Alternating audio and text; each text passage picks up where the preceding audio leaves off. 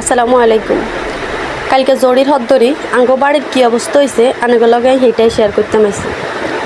এর আগের দিন জরি হয়েছে যতদূর পানিয়ে ছিল, কিন্তু কালকে জরিয়ানের হদ্দরি একদম পুরা ঘর বাড়ি সব বাসি যাওয়ার মতো অবস্থা। ঘরের আর অল্প একটুখানি জরি হইলেই একদম পুরো ঘর বাড়ি সব বাসি যাইব। ঘরের চারিপাশে প্রচুর পরিমাণে পানি। এখন আর দোয়াহালা করবার ইয়াঙ্গর অন্য কোনো আনোজান লাগে না। এই যে দেখতেছেন না দুয়ারে বই বইয়ে আমরা ব্যাগিন করি হেলে, এখন আর আমরা কোনো আনোজান লাগে না।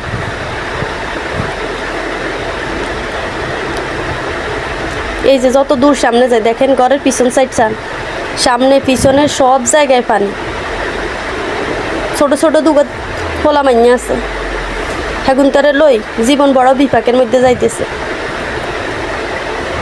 বড় গোজা হোক বুঝাই ঘরও রান যায়, কিন্তু ছোট করে এখন তো বুঝে না হানি।